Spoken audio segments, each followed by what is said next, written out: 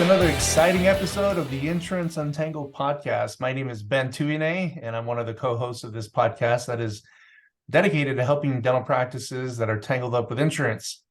Talk about topics that help you take more control and create a bigger and better future for you, your patients, and of course, your team members. Today, we have our co-host guest that's joining us today, and I'm going to be interviewing him. Naren, great to be with you today. Hey, Ben. Really looking forward to this conversation. This is one of my favorite topics, and we're going to have some fun together. Absolutely. This is also a topic that I've been following for the last few years. We're going to be talking about how to apply reciprocity to grow your practice today. So we'll get right into it, Naren. So first question I have for you, Naren, is I know that you're a certified Cialdini instructor. Now you can teach influence principles to dental practice owners, which is pretty cool because I've followed Cialdini stuff for years, and I really, really love what he has to offer. It seems like it's principles that apply to business, but life in general. They're just such great principles, and as we get started, can you let at least our audience know who Dr. Robert Cialdini is and what his contribution is in the field of marketing? Absolutely. I'm really, really, really proud of this accomplishment of being certified to be able to teach his work to pretty much everyone in dentistry.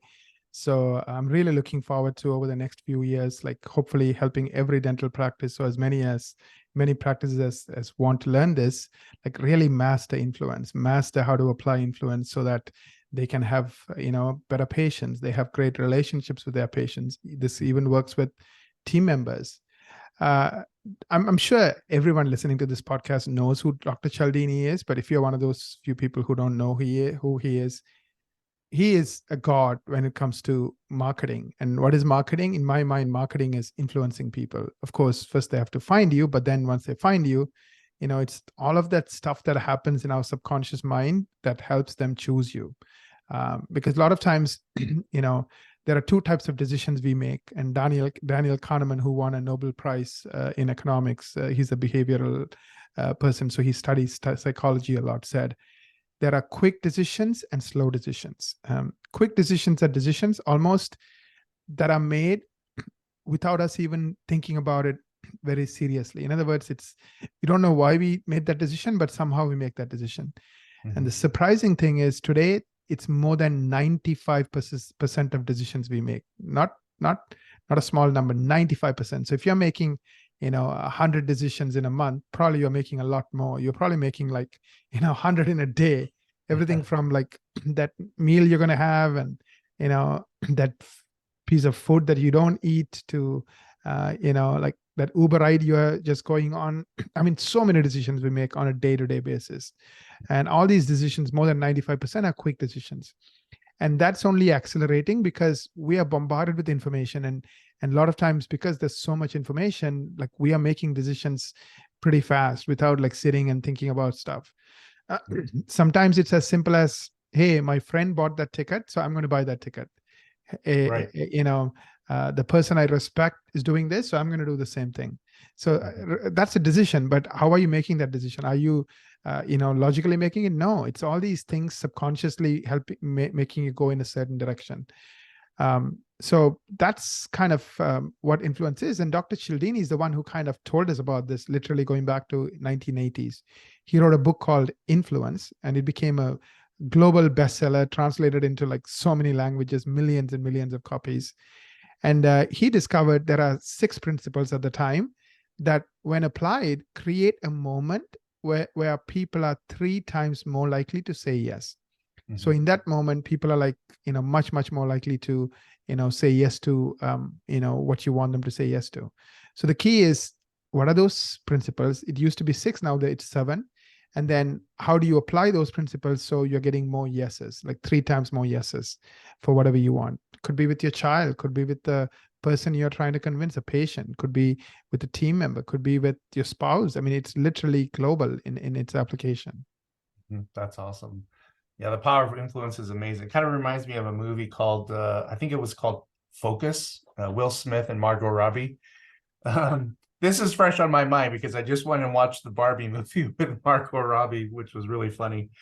But it's kind of interesting that that movie Focus, it was all about, you know, influencing people to make a decision a certain way. Of course, they're thieves. They're influencing people to do certain things so they could steal from them, which I don't recommend, by the way, our audience today. But we want to focus on Dr. Cialdini's principles of influence, particularly his thesis. So Naren, if you don't mind, can you explain what the thesis of Dr. Cialdini's findings and what are the 7 principles of influence that you mentioned?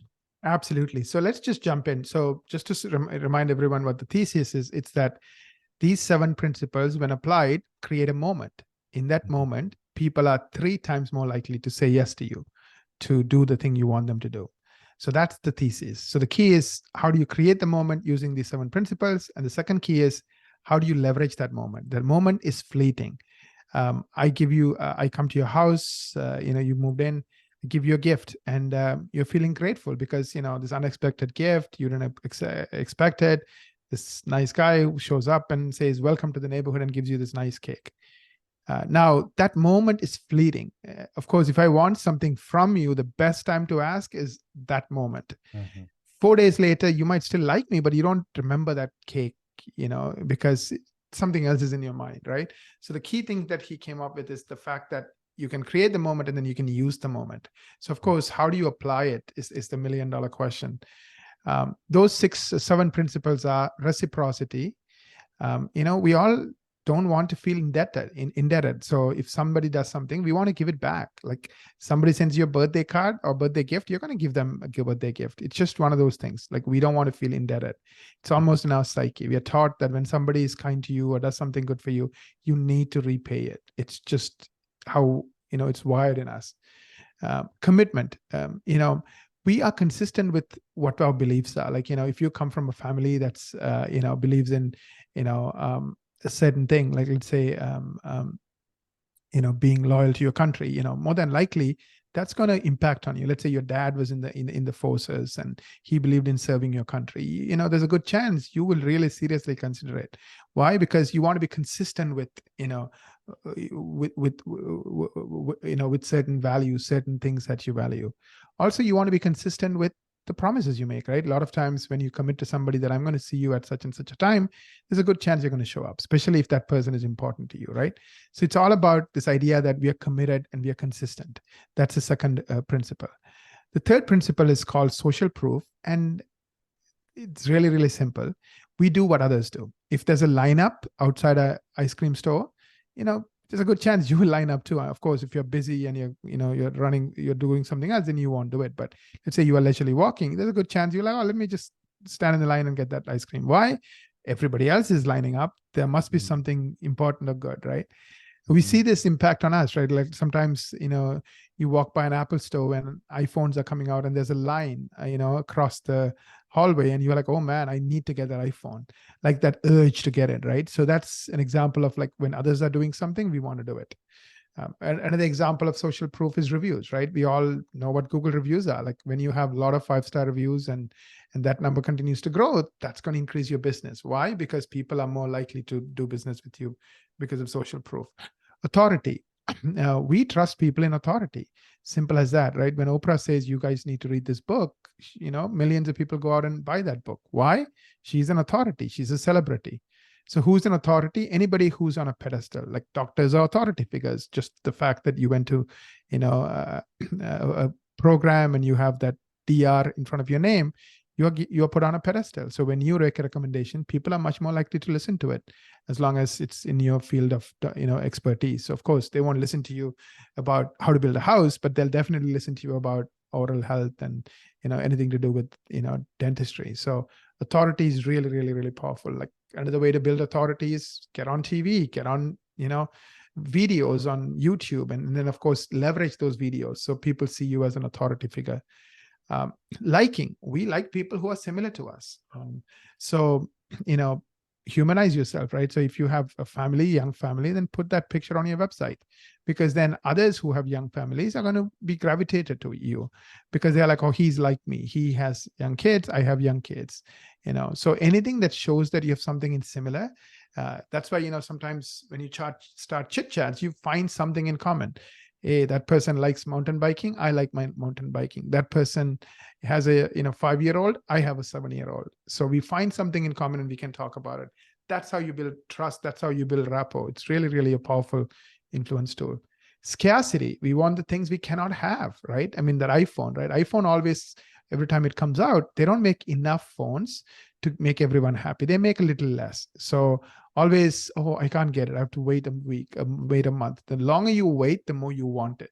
So scarcity is another powerful principle. Unity, right? This idea of belonging to a group or a community, right? So we run a Facebook group called I Love Dentistry. And of course, the people there love dentistry and they like helping others who are in that group because they all find that they have that thing in common. They all love dentistry. So these are like simple principles. Of course, these are the 7 principles. There's nothing more, nothing less that you can apply to make your practice better. Yeah, that's awesome. Yeah, you posted a link here that I'm going to check out here in a minute. But what was interesting about what you said there, Naren, is that whole snippet about reciprocity. I have questions about that. In fact, do you mind going a little bit more in depth around reciprocity and perhaps give some examples on how that can be applied? Absolutely. So reciprocity is the idea that we do good things to people who have done good things to us. For example, somebody gave you a gift, for your birthday, you're going to give them something back because you don't want to feel indebted. Somebody like you move into a neighborhood and this neighbor came and welcomed you and gave you this nice cake. You feel like you need to do something nice back to that neighbor. So let's say the neighbor is going out of town, you'll be like, oh, let me keep an eye on your house while you're gone, or let me cut the lawn when you're gone, because he or she feels they need to do something back, give something back. You invite a friend over for dinner, they'll feel like they need to do something back. They need to take you out for dinner as well. So this idea that, we want to not feel indebted. We want to kind of give back what somebody gives to us. So few examples, for example, back, long time ago, Ethiopia, Mexico helped Ethiopia, and then Mexico had the earthquake. This was like literally 100 years ago. 100 years after, the people in Ethiopia who didn't have a lot of money, went out of the way from that specific town to help those in Mexico. They raised money and they pretty much gave up their own well-being to help the people in Mexico because they felt indebted to those in Mexico because they did something a long time ago. School children, 134-year-old dead. So when 9/11 happened, there was a small town in the US where people in New York helped them out and they felt like, oh, we need to do something. So they literally raised $100,000, $34,000 and bought a fire truck and gifted it to New York City. So this idea that, we want to give something back. I'm sure you may have seen this. Sometimes when you walk into stores, you get a gift, right? Costco does this a lot. They'll give you free samples. They don't ask you for anything. They just give you stuff to eat, taste, right? So there's a candy store that was running an experiment. What they did is every person who came into the store, they just gave them a box of chocolates and say, hey, this is our gift. Have a piece. And the person looked around, picked the piece they like. That person was 42% more likely to buy something from that store than the day when they didn't give that gift, when they didn't give that, So it's really, really, really, really a powerful principle to get people to, do the things you want them to do, reciprocity. Yeah, that's awesome. Yeah, I run into that all the time when you go into Costco and they have all those free food. And years ago, I used to visit every single one of those. These days, I only visit the ones where I was like, actually, I might want to buy that. You go try it, and then immediately you're sticking your hand in the freezer to pull out what they're selling. That's a pretty interesting philosophy, reciprocity, which, when you really think about it, it all starts with giving, right? There is an initial exchange of value, right? So we know that giving is really important, but as it pertains to the principles that Cialdini is talking about, why is that, Naren? Why is giving first really important? Absolutely. I think one thing I just wanted to kind of highlight is giving doesn't have to be a gift, right? It could be listening is a gift. if you think about it, giving Yeah. someone attention is a gift, right? Giving someone praise is a gift, right? Mhm. Especially in today's world, those things, attention, listening, praise, are sometimes even more powerful gifts than physical gifts, right? Because we don't get the attention. We all like stuck glued to our phones, and we don't even see each other, listen to each other. We are like lonely and comparing ourselves against that perfect life somebody else has on Instagram, and feeling down and all that stuff, right? So somebody saying, hey, you are awesome, you are great, is such a gift. I mean, this applies in, employer-employee situation. It applies with patients, right? Giving your patient a compliment. You look amazing. I'm so glad to see you. Every time you show up, we get so excited. Like, those are all gifts, right? Now, if you notice, every one of those gifts, you didn't wait, right? You were the first to give. You are the Right. one giving them attention. You are the one giving them that appreciation. You are the one, making them feel important, right? So, I mean, this, right? I mean, in life, like any situation, if you start in a positive note and you give them that gift, whether it's attention, listening, etc., they are much more likely to like you back and be nice to you back, be Mhm. kind to you back, right?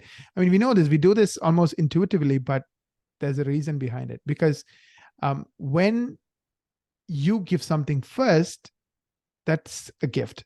When you give something later, that's a reward. If you do this, I'll do that. Mm. Rewards don't work. I know it makes us feel safe because, oh, we don't have to do this unless they do that. But that is like the opposite of a gift. So we'll get into this a lot more in detail. But yeah, I think just the nature of gift, I think it has to be given almost like without any expectation. Without, like, imagine like you give someone a compliment only if they give you a compliment. That's not a compliment, right? You give something, Right. immediately because you feel it and you believe in it, and it's the right thing to do. I mean, sometimes people feel down and you just lift them up, that's a gift. Mhm. Yeah, no, that's um gosh, my mother-in-law used to say that all the time. She's like, if you're gonna give and expect something back, then why give to begin with, right?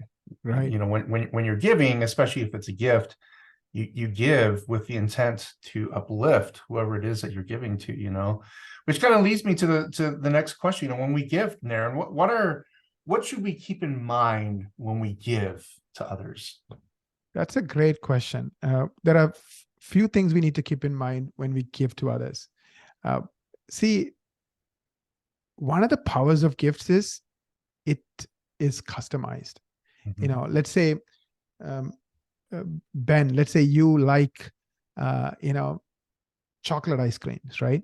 Me giving you any ice cream versus chocolate ice cream makes you appreciate me more, because I took the time to find out you like chocolate ice cream, and then I took the time to get that perfect brand that you love the best, and you gift it to you, right? Yeah. So a gift that is personalized, I think, is Mm. really, really, really, really powerful. As opposed to, imagine like everybody gets ice cream. You don't feel special, but Mhm. I went to that exact store and I got the exact ice cream you liked, and of course I found out about it without you even knowing about it, and then I gave it to you. You're like, wow, that's amazing. How did you know, right? I mean, it takes it to a totally different level when something is personalized. um, and then also expectations, right? Like, for example, imagine you are running a dental practice and you are giving everyone water, right? And you can say, hey, here is a fridge, go grab the water you like.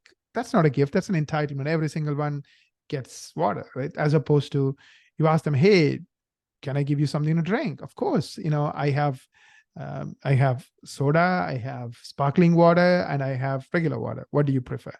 Right now, the fact that I'm choosing, remember I said we talked about commitment. Commitment is all about making choices, right? You're making a choice. So the fact that I'm choosing my gift, I'm saying, oh, I like sparkling, please. Now that makes it meaningful because it's personalized to me. It's based on my expectations. I'm Mhm. making sense. Yeah. Um, so I think there's a slight difference between expectations and personalized gifts. Personalized gifts, think of that, ice cream that I personalized for you. Expectations, think of the example I gave you about, giving me the choice and letting me pick the ones I want based on my expectations. For example, if you are trying to book an appointment, you can say, do you prefer mornings or evenings? Evenings.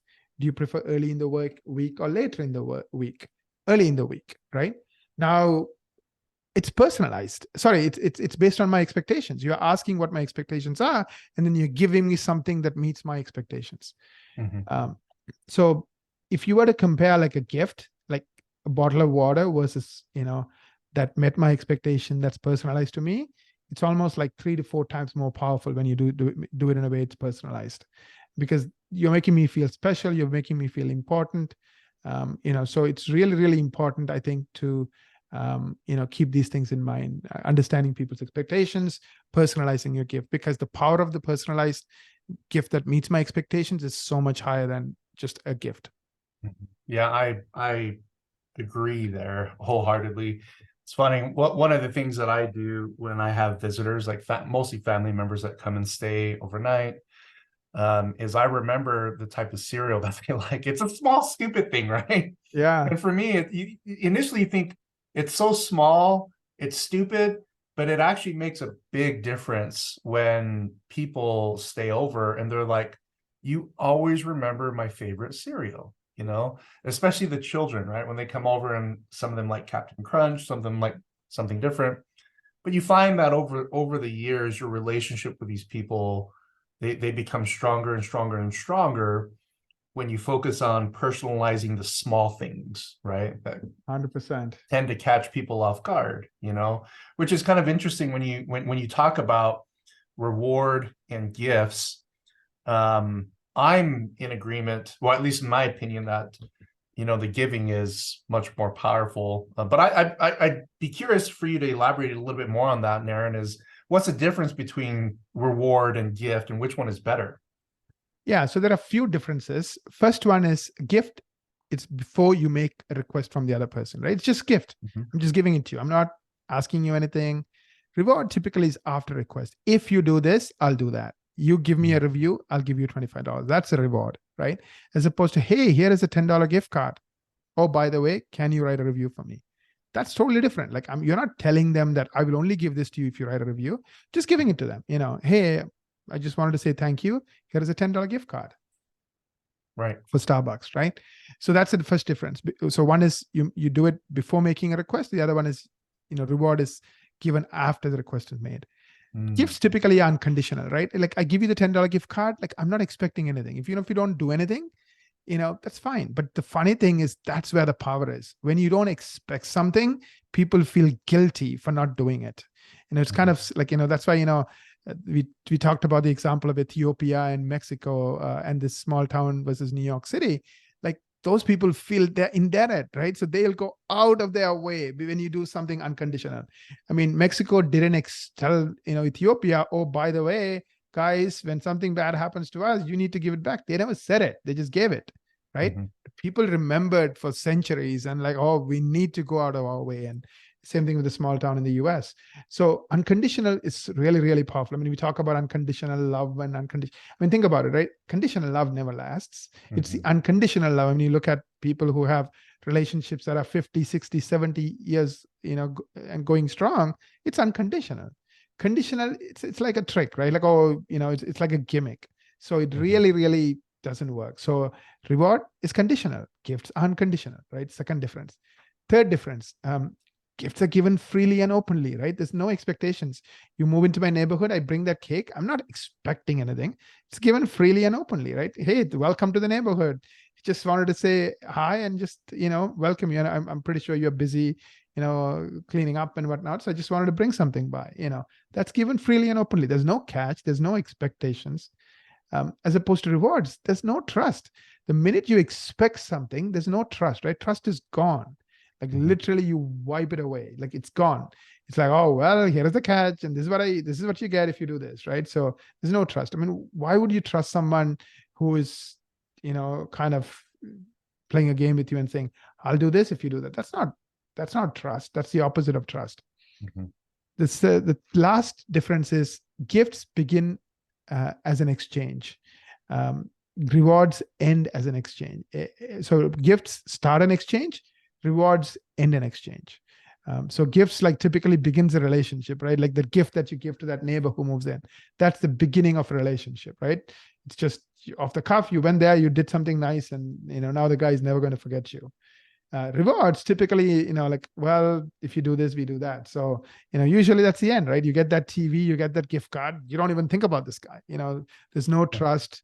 there's no relationship, it ends in exchange. So usually rewards can be counterproductive too. So not only does it not work, but it can actually hurt you. Mhm. Yeah, that's interesting. So of course, Yeah, how I feel about this. I agree with you, Ben. I'm yeah. all for gifts, not for rewards. Right. Like a lot of this is a lot of this science is based upon the fact that we're emotional creatures, human beings. And to play into that in a strategic way, focusing on the giving well, maybe I shouldn't say strategic. It could be strategic, but more so just, the gift of giving is something that my mom taught me and my mother-in-law taught me growing up, that you give, and naturally people pay it forward when you don't expect it, right? Especially, well, you shouldn't be expecting it, but it tends to go full circle. But I like this whole topic about influence because it's so powerful when you really think about it, is that influence is what determines who gets to sit in the White House, right? Or, Yeah. who gets voted in a prime minister in countries, right? Who gets promoted to be that coveted CEO. It's results, but more so it's influence, right? It's those people's ability to influence in a big way. So Naren, if somebody wants to learn more about influence, where do you recommend that they go? So we created a website called influencefordentistry.com. Just check it out. It's influencefordentistry.com. Fast forward 3, 4, 5 years from now, we want every practice owner, every practice manager, every team member to know how to use influence principles correctly in dentistry. Why? Because it's like you want to work smart. In other words, do the same work but get 3 times the results, or you want to work hard and literally like shoot yourself in the foot, right, by doing the wrong things many cases. So we want to bring this knowledge to you. We're going to bring it as much as possible at no cost or very low cost. So go to that website, check it out. There's already tons of resources. We'll be launching webinars. We're going to do lots of interesting things. It's called influencefordentistry.com. Check it out. And that's a good place to start. That's perfect. And I also know that you apply influence principles online as well. How can somebody learn more about that component, Naren? Absolutely. As you know, more and more of us live online. We make decisions online. We start by doing a Google search, and then once we go to a page, we decide whether to call that dentist or not call that dentist. So if you want to learn more about this, we have a gift for you. It's a $900 value. It's called a marketing strategy meeting, where you will meet with Lila Stone, and she would literally go through your website, your marketing, and say, okay, what are the holes? Where do you need to work on, both from a Google standpoint and from an influence standpoint? It's a very thorough review. We spent 6 hours working on the research and then 90 minutes discussing with you and presenting you both like a report card as well as a detailed plan on where you are versus where you can get to, both with SEO and also with influence. So that's our gift to you. The link is insuranceuntangled.com/MSM. Insuranceuntangled.com/MSM. That's perfect. So check that out. We'll also post the link of that in the show notes. Naren, wow, this has been quite an amazing episode. This is a subject that I'm particularly very, very interested in.